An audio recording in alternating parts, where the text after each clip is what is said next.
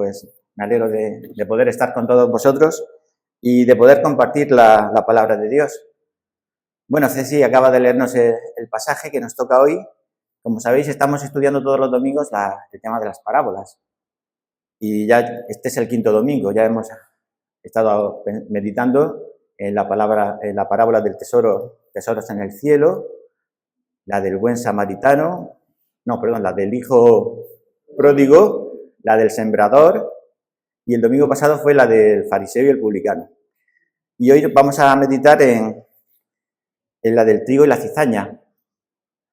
Si os habéis fijado y os habéis dado cuenta estos días, al Señor Jesucristo le gustaba mucho enseñar a través de las parábolas. Y es lógico porque, si os dais cuenta, las parábolas son fáciles de entender. Si uno presta un poquito de atención, como él decía muchas veces, si alguno tiene oídos por oír, oiga, o algunas veces les decía a las personas, oídme todos y atended. Él quería que pusiéramos, todas las personas que le escuchaban, atención, que prestaran atención a las palabras que él quería decirles.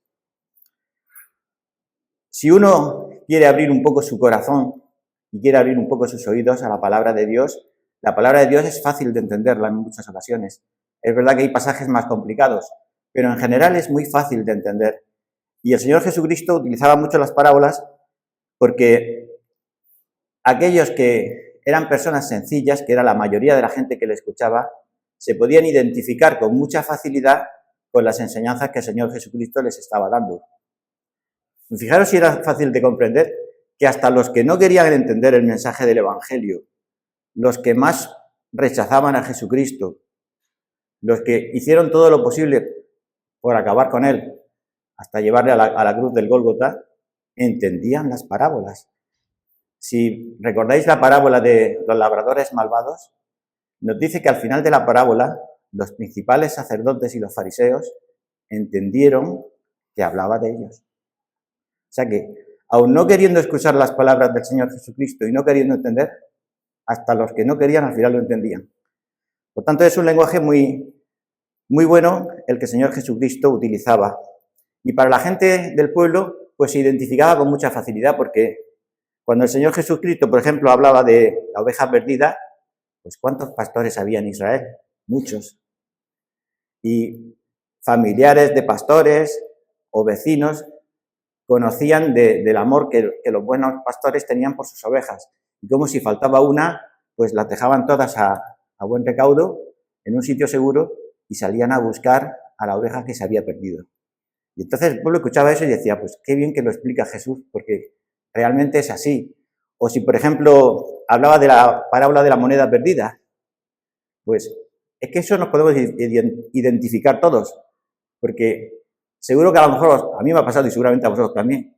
Alguna vez cuando llega el invierno y vas al armario y coges un abrigo, un chaquetón y bajas la cremallera y dices, anda, pues hay aquí un billete que yo no contaba con él.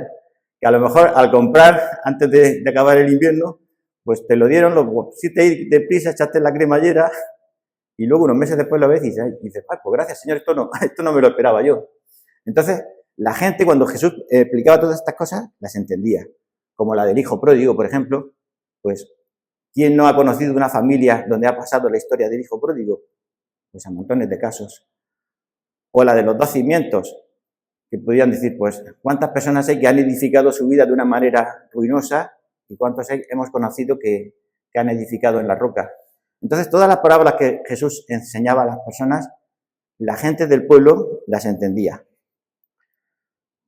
Otra cosa que vemos en el tema de la parábola de hoy es que alguien podría decir, bueno, es muy parecida a la del sembrador, y se parece bastante. ¿Y por qué el Señor Jesucristo incidía tanto en este tipo de parábolas?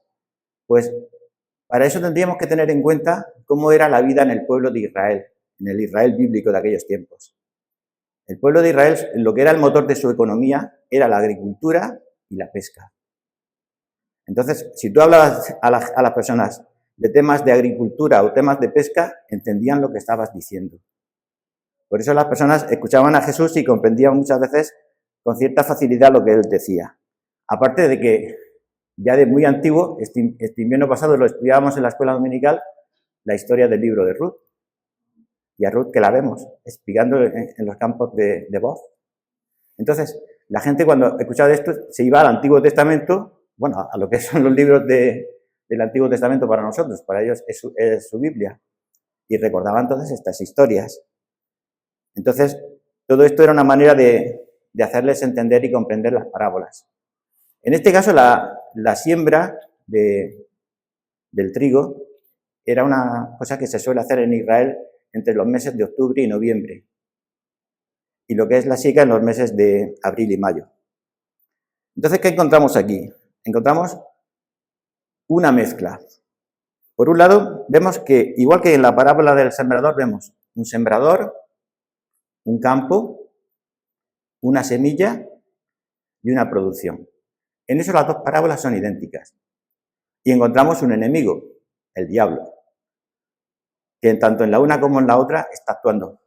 Pero si os dais cuenta, si recordáis la del sembrador, actúa de una forma distinta, porque en la parábola del sembrador él lo que hacía era arrebatar la semilla que se estaba sembrando. Y aquí ya no puede hacer eso, porque esta semilla ha caído en buena tierra. Y entonces ya va a empezar a dar fruto y un buen fruto. Entonces, ¿qué es lo que hace Satanás?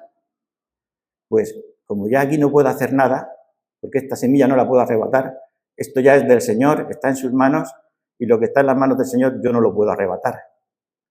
¿Qué puedo hacer? Intentar estropear. Intentar estropear la cosecha todo lo que pueda, intentar estropear el testimonio, el fruto, todo lo que esté en mi mano. Y es lo que él hace.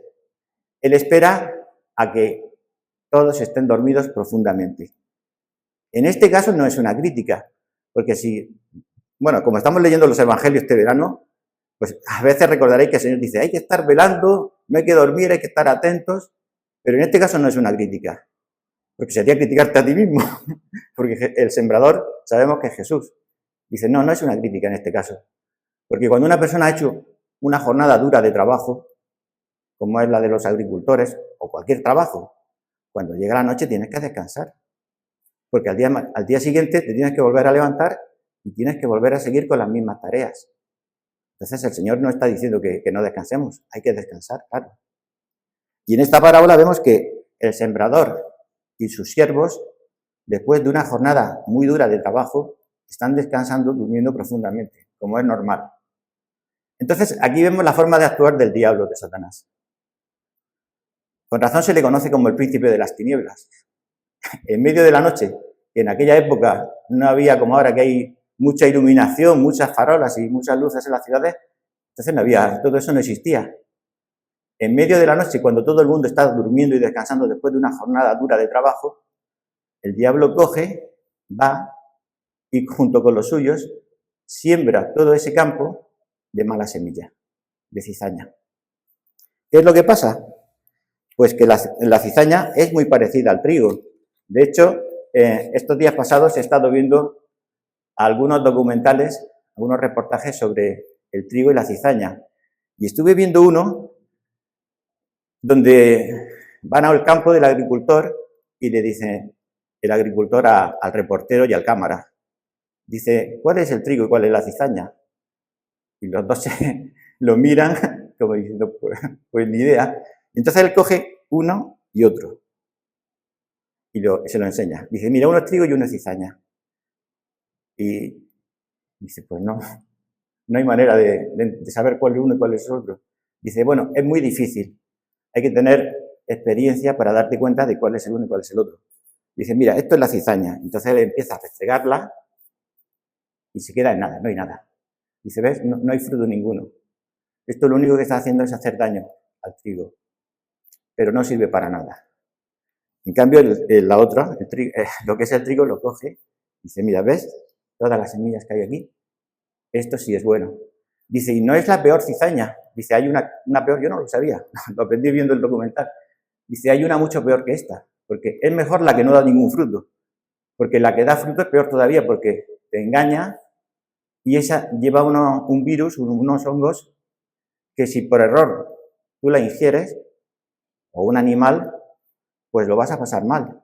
Si alguien por error que no tenga experiencia mezcla el trigo con el fruto este, que se parece también mucho al trigo, pues vas a tener fiebres, vómitos, descomposición del cuerpo, dice, lo vas a pasar francamente mal. Y si eres una persona que ya de por sí puedas tener alguna enfermedad, pues incluso te puede llevar por delante si tienes alguna enfermedad grave. Dice, entonces es muy delicado. Y yo estaba pensando mientras escuchaba a aquel agricultor diciendo todas estas cosas, estaba pensando que el diablo hace lo mismo, como vemos en esta parábola. Y seguro que él siembra de todo lo malo que puede. Entonces, el porcentaje de cizaña que sembró debió de ser muy grande, porque si os habéis dado cuenta cuando teníamos la lectura, los siervos se sorprenden. Le preguntan al Señor, pero bueno, tú no sembraste buena semilla, no era bueno todo. ¿De dónde ha salido todo esto? Les causa como asombro. Están perplejos ante tanta cantidad de cizaña que ha aparecido. Entonces eso nos está diciendo que seguramente debió de plantar tanta como trigo. ¿Eso de qué es lo que nos quiere decir a todos nosotros? Pues nos dice que el diablo siempre está activo. Y está activo para estropear todo lo que pueda el fruto del Señor. Nuestro enemigo es un gran imitador. Yo recuerdo de niño, cuando en la televisión daban programas de estos musicales, y a veces salían, los más mayores aquí en España seguro que a lo mejor lo recordáis, salían imitadores. Eran humoristas que sabían cantar, cantaban muy bien, se podían haber dedicado a la canción perfectamente, y ellos cogían e imitaban a los cantantes famosos de la época. Rafael, por ejemplo, que era muy conocido en los años 70, bueno, y sigue siéndolo, lo que pasa es que ya está el pobre muy mayor, pero bueno, Rafael, Julio Iglesias, ¿quién más? Camilo Sesto, Juan Pardo, Luis Aguilé, los cantantes de aquella época en la década de los 70. Y claro, salían, se vestían como ellos, imitaban su tono de voz, y bueno, a veces ya exageraban, se ponían, ya lo hacían en el plan de exagerado de imitar los tics que tenían todas esas personas. Pero lo hacían muy bien. Y yo, cuando estaba recordando todas estas cosas, estaba pensando que el diablo es el mejor imitador que existe. Bueno, es tan bueno que la misma palabra de Dios dice que se puede disfrazar como ángel de luz. Y nos dice también que sus siervos hacen lo mismo. Porque cuando el apóstol Pablo está hablando de las dificultades que él encontraba a lo largo de su ministerio, una de ellas dice peligros entre falsos hermanos. Es decir, que aún en la iglesia el diablo tenía su gente que eran buenos imitadores, que sabían cantar los mismos coritos que cantamos nosotros, las mismas alabanzas, leer la Biblia.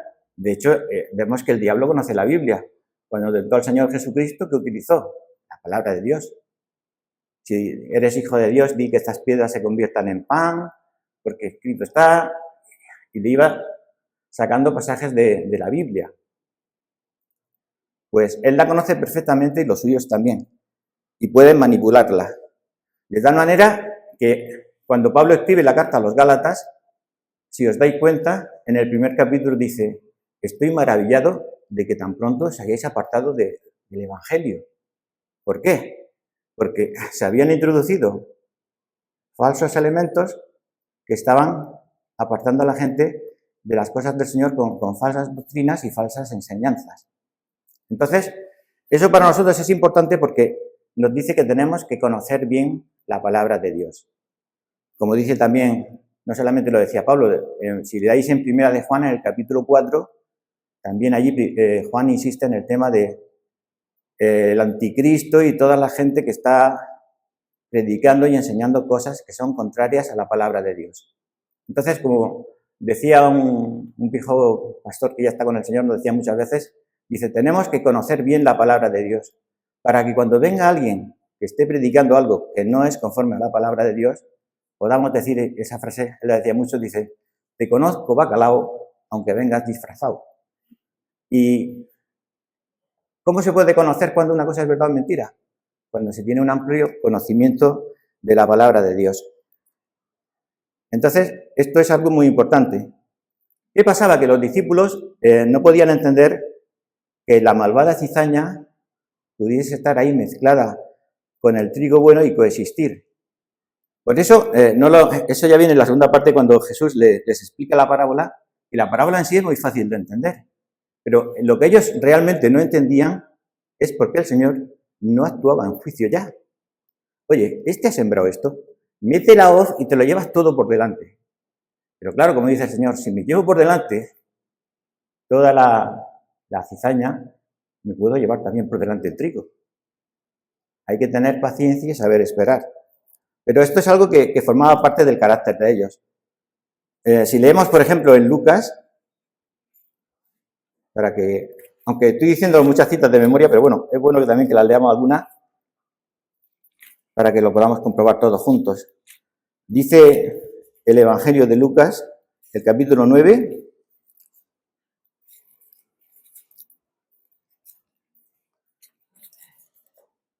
bueno, vamos a leer también el 49, del 49 al 56. Dice, para ver cómo era el carácter de los discípulos de Jesús, dice que Juan le dijo, Maestro, hemos visto a uno que echaba fuera demonios en tu nombre y se lo prohibimos, porque no sigue con nosotros.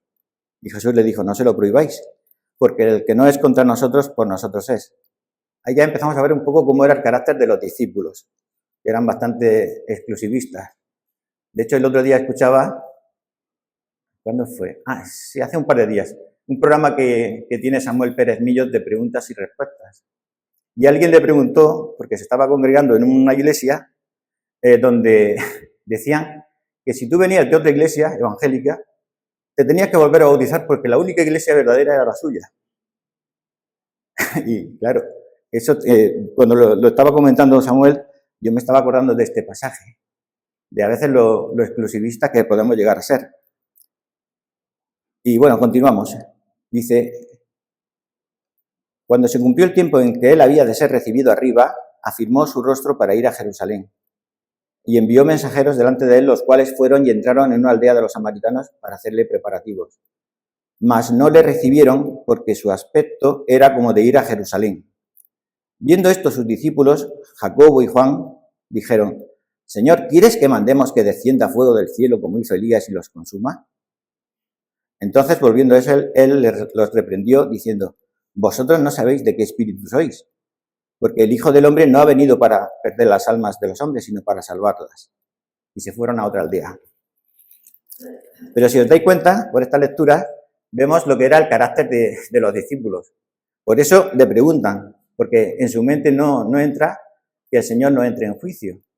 Claro, hay que tener también en cuenta que muchos de ellos, antes de ser discípulos de Jesús, habían sido discípulos de Juan el Bautista. Y si recordáis, cuando Juan está predicando en Mateo 3, él les habla de que se ha acercado el reino de los cielos y realmente lo que él está contando es muy parecido a lo que es la historia del trigo y la cizaña, porque dice, arrepentíos, creed el Evangelio porque va a venir el Señor, va a meter el hacha y al que no esté en las cosas del Señor va a ir al infierno. Dice, así que arrepentíos y volveos al Señor. Y ese era el mensaje que decía Juan el Bautista. Claro, ellos pensaban que eso iba a ser algo inminente. De hecho, hasta el mismo Juan, hay un momento, si recordáis, que estando él en prisión por Herodes, le manda a varios de sus discípulos a Jesús a preguntarle, oye, ¿eres tú el que había de venir o aún hemos de esperar a otro? Porque hay un momento en que él flaquea y claro, todos estaban esperando que esto iba a ser llegar y poner orden en todo. Pero claro, lo que no sabían ninguno de ellos, de los discípulos, ninguno, es que, y no lo podían entender, es que el plan de Dios era distinto a los planes que nosotros hacemos. Que Dios tiene sus tiempos. Nosotros queremos muchas veces que las cosas sean aquí, ahora y en este momento.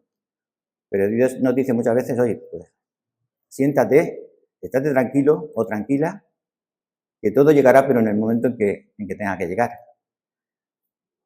Dios tiene un plan de redención para toda la humanidad.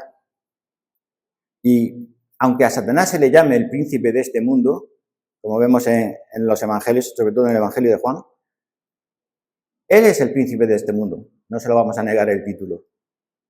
Tampoco le vamos a negar que tiene mucho poder, porque lo tiene. Basta con encender la televisión a la hora de los informativos y ver cómo está todo el mundo para darte cuenta del poder que tiene el diablo y lo que está influyendo en la sociedad. No le podemos negar todo eso.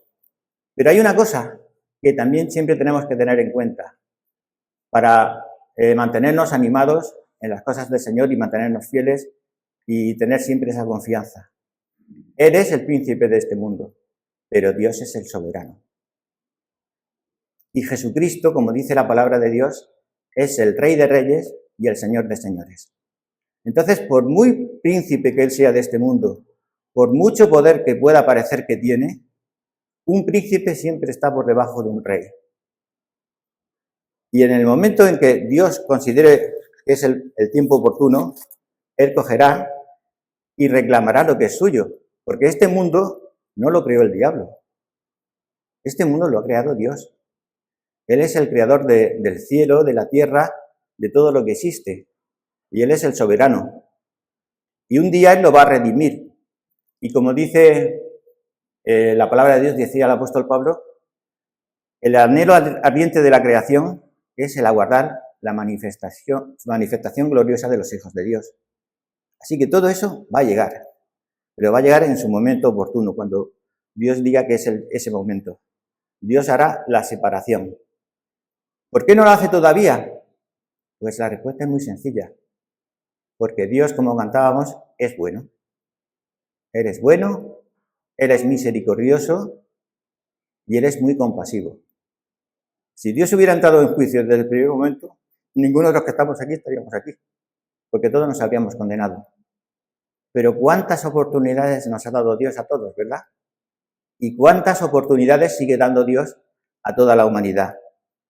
Entonces, nosotros tenemos que tener claro que nosotros no estamos aquí como jueces. No tenemos que juzgar. No tenemos que entrar a saco y acabar y decir qué malo que eres y eres lo peor de lo peor. No, esa no es nuestra misión. Nosotros estamos aquí como representantes de Dios en la tierra. Como dice la palabra de Dios, somos sus embajadores. Yo cuando veo esta iglesia, o otro local pequeñito, lo que sea, digo, mira, esto es una embajada del Señor aquí en la tierra. Este lugar es una embajada, es un sitio de luz y de iluminación. Y Dios no nos ha plantado aquí por casualidad. Estamos con un propósito. Y eso lo podemos decir todos, porque ¿quién nos iba a decir a nosotros que íbamos a estar aquí? Unos que venís de Argentina, otros de Ecuador, de México, de Perú, de Galicia, porque aunque sea España, Galicia está en la otra punta. ¿Y quién nos iba a decir que íbamos a estar aquí? Yo mismo, ¿cuántas veces he pasado de niño por esta carretera? He visto esta casa, que muchas veces mi hermano mayor llegaba y nos llevaba a Miguel Ángel y a mí y a mi padre, nos íbamos muchas veces al cruce de la Caña, que ya no existe, había una venta. Íbamos a desayunar allí los sábados, muchos sábados. Y pasábamos por aquí, no por este puente que esté más nuevo, sino uno más antiguo, que no sé si todavía se ve, ya no, como ya voy en el coche no me fijo, pero antes había uno un poquito más antiguo. Y pasábamos por aquí pues cantidad de veces. ¿Cuántas veces habré mirado yo aquí? ¿Y quién me iba a decir a mí, cuando yo tenía 9 o 10 años, que 40 y tantos, casi 50 años después yo iba a estar aquí en este local? Pues no lo hubiera pensado. Entonces, Dios hace las cosas y Él va dirigiendo todos nuestros pasos en la vida. Nuestra misión es predicar la palabra de Dios. Enseñarla con toda fidelidad. Como decía Pablo, pasar el buen depósito de una generación a otra. ¿Para qué? Para que el testimonio siga adelante. Para que nosotros seamos fortalecidos. Para que no podamos ser engañados por el diablo ni por sus mentiras. Eso no quiere decir que no tengamos que denunciar el pecado. Hay que denunciar el pecado y hay que denunciar toda injusticia que se comete. Eso no es juzgar, eso es denunciarlo. Lo que está mal hay que decirlo. Y hay que hablar de sus terribles consecuencias, porque a veces nos quedamos solo con el cielo. Pero aquí hay dos cosechas. Sí, está la parte positiva, los que vamos a ir al cielo. Pero está la parte negativa de los que no van a ir al cielo. van a ir a un lugar de sufrimiento. Entonces, nosotros tenemos el deber y la obligación de presentar el Evangelio con toda claridad. Existe el cielo, pero también existe el infierno. Y esa es una realidad. A veces es difícil. Dice el libro de Proverbios que el que gana almas es sabio. Proverbios capítulo 11. Eso es difícil, cuesta trabajo. Y más a los que somos tímidos. Porque yo siempre he sido muy tímido. Y recuerdo una ocasión que, siendo joven, me decía un siervo del Señor, me decía, José, tú no te preocupes. Ya te verás cómo te surgen las oportunidades de dar testimonio. Tú solamente sé tú mismo. Sigue viniendo a la iglesia, sigue manteniendo un testimonio fiel, sigue siendo amable con la gente, pon una sonrisa a los que están allí, dales un saludo. Verás cómo son ellos los que al final te preguntan. ¿Y sabéis lo que os digo? Que llevaba razón. La gente al final se da cuenta de que eso es así. Más de una vez me han preguntado y dice, oye, ¿tú es que no tienes un mal día? Porque yo a veces estoy que me salto y saltaría la yugular del que tengo enfrente. Y tú siempre tienes una sonrisa, un buenos días, un buenas tardes, te contestan de mala manera y no le replicas. Y claro, esa es la oportunidad cuando llega ese momento de decirte, mira, es que yo creo en el Señor Jesucristo, creo en su palabra e intento imitar la conducta de Jesús. Entonces, a veces no hay que obsesionarse con hablar a la gente te va a preguntar a ti. O, por ejemplo, cuando estamos en nuestras casas, los que vivís en un piso, ¿cuántas veces no llegáis y a lo mejor estás dentro y ves que viene la vecina cargada con las bolsas? Pues muchos cogen el ascensor y se van. Están casi dándole al botón que se cierre la puerta o irme para arriba. Claro, si tú ves otra actitud distinta, que estás en el ascensor, estás viendo a la vecina en el portón, buscando las llaves en el bolso que no las encuentra, dejando las bolsas en el suelo. Si tú coges y sales del ascensor, vas, le abres la puerta, le dices buenos días, buenas tardes, ¿qué hay, vecina? Le ayudas a llevar una bolsa o dos hasta el ascensor, te va a poner una sonrisa así de grande y te va a dar las gracias. ¿Y qué va a pasar? Va a decir, este vecino no es como el del quinto o el del cuarto, que no hace eso. Entonces, todo eso, aunque parecen tonterías, pero son pequeñas cosas en las cuales estamos dando testimonio a la gente. Entonces, nosotros tenemos que mantener nuestro testimonio con sencillez y con fidelidad. Y tenemos que sentir compasión de aquellos que están perdidos e intentar darles un buen testimonio. Hay veces que te encuentras con personas a las que no hay manera de hablarles de Dios, familiares o amigos. Pero hay una cosa que sí podemos hacer. Hay gente con la que no le puedo hablar de Dios, pero sí puedo hablar con Dios acerca de esas personas. Puedo decirle, Señor, pues mira, fulanito, menganito, dando sus nombres, ayúdales para que puedan entender tu palabra, que quieran recibirla, que quieran escucharla, que tengan interés. No podemos hablarle a ellos, pero sí podemos hablarle a Dios. Y como sabemos que Dios nos escucha, Él está atento a nuestras oraciones y que se goza en nuestras oraciones, pues tenemos ese privilegio y a la vez esa responsabilidad hacia todas las personas que se están perdiendo. Porque eso tiene que ser una carga de nuestros corazones. Pensar en cuánta gente se está yendo cada día sin esperanza de este mundo. Yo recuerdo hace unos meses cuando estaba en el tanatorio con mi hermano, pues había otra gente. Y tú veías a la gente que estaba hecha polvo porque no tenían ninguna esperanza. Y eso es muy triste. Cuando tú tienes esperanza, la gente se da cuenta. Y muchas veces, ¿cuántas veces no os habrán dicho, yo quisiera tener la fe que tienes tú? Seguro que a lo mejor alguien os lo ha dicho en alguna ocasión. Por eso nosotros tenemos que orar y ayudar todo lo que podamos a estas personas. Como decía, yo recuerdo esto, el entierro de Miguel Ángel, que cayó en domingo, y me equivoqué, porque yo pensaba, digo, bueno, al ser domingo, que hay culto en las iglesias, vamos a ser muy poquitos. Y me dijo mi sobrino, ¿cuántos boletines hacemos? Porque Miguel Ángel hacía siempre los boletines de la iglesia y en estas cosas. Y entonces mi sobrino me preguntó, ¿cuántos quieres que hagamos? Y digo, bueno, pues no sé. Digo, bueno, tú haz 100. Ya los iremos repartiendo. Me equivoqué por completo. De la iglesia sabía poquita gente, los más conocidos, los más amigos de Miguel Ángel.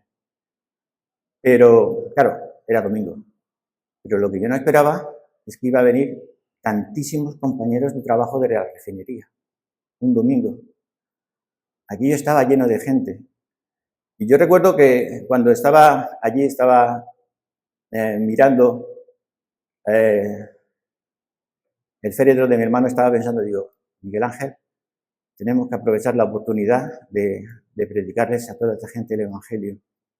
Entonces, cuando me tocó subir y dar una semblanza de mi hermano, empecé a hablarles del cielo, de dónde estaba Miguel Ángel y la fe que él tenía, que él había puesto en Jesús y el lugar donde él estaba.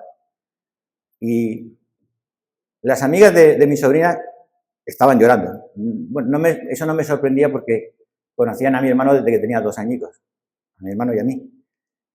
Pero lo que más me sorprendió fue lo de los compañeros, porque son gente fuerte, que no cree en nada, hombres hechos y derechos de 40, de 50 años, que son muy duros. Y yo estaba mirándoles a los ojos a algunos de ellos y se estaban saltando las lágrimas. Porque en ese momento, cuando se estaba hablando del cielo, de que Miguel Ángel estaba allí, de que el Señor Jesucristo le había recibido con los brazos abiertos, le había dado la bienvenida y le había dicho, Miguel Ángel, tú eres muy amado aquí. Aquella gente estaba aguantando como podían las lágrimas. Y eso me estaba haciendo pensar, digo, en este momento esta gente está creyendo en lo que está escuchando. Lo que pasa es que muchas veces pasa lo que decía Marcos en la parábola del sembrador, que luego llega el diablo y se lo lleva. Pero en ese momento, el que estaba llorando, el que estaba emocionado, es porque creía que eso era así, que era verdad. Entonces, tenemos siempre que tener todas estas cosas en cuenta, de que el Señor va a venir un día, va a poner todo en su sitio.